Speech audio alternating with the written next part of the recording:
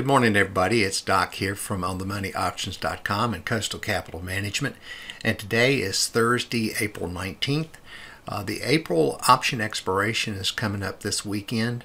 And this is a time where we have to make some decisions about whether or not we're going to keep some stock. So I'm going to give you an example of a stock that is currently trading below our protective put collar. It's BB&T. We've been in the trade for about 4 months now. We've successfully collared it each month and have made some money on it. But now it's traded down, and I want to show you how I determine whether or not I'm going to let the stock be put out. So this is the chart of the BB&T that you're looking at, and you can see here that we have a put at the 52.50 level. So it's currently trading just below that level, and the question is whether or not it'll come back up by option expiration and continue back up, or maybe it's headed for a longer term downtrend. So I'm going to show you how I evaluate that. The first chart that we're going to look at is that we're going to look at the relative strength of the financial sector to the S&P 500, and then we're going to look at the relative strength of BB&T to the financial sector. So if you look in this first chart here, over the past 6 months, the blue line in the middle shows the financial ETF as it relates to the S&P 500, and you can see that it's been outperforming. The green bar on the far right shows the BB&T as it relates to both the financial sector and the S&P. And as you can see, BB&T has been outperforming both the financial sector and the S&P 500.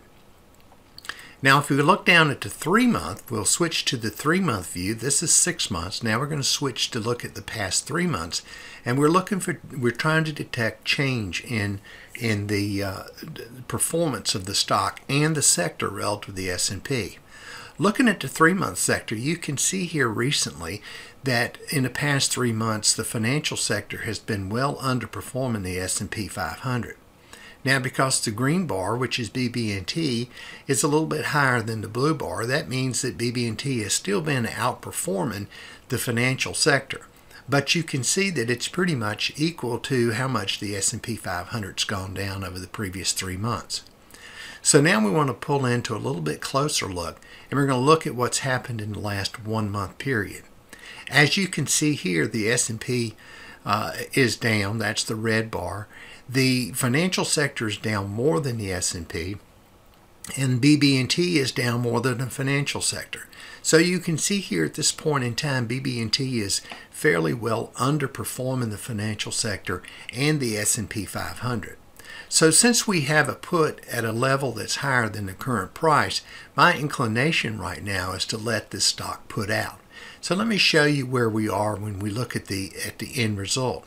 You can see here that we've got a pretty nice profit set in this, and a good bit of that profit comes from the hedge that we've got put on. So we have two choices here.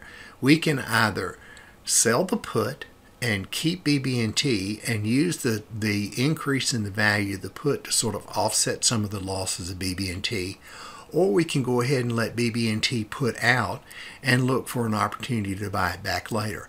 My inclination at this point in time, because of its relative strength to the financial sector and to the S&P 500, is to let it put out. So we're going to preserve a nice profit. We'll watch to see how the financial sector does and look for an opportunity to come back into BB&T later on. So this is a little bit about the analysis that we do each month when we come into option expiration and look at our collars to see whether or not we're going to continue with the stock or let it be put out. So anyway, it's a real good idea to stay hedged, and I'll see you later. Bye.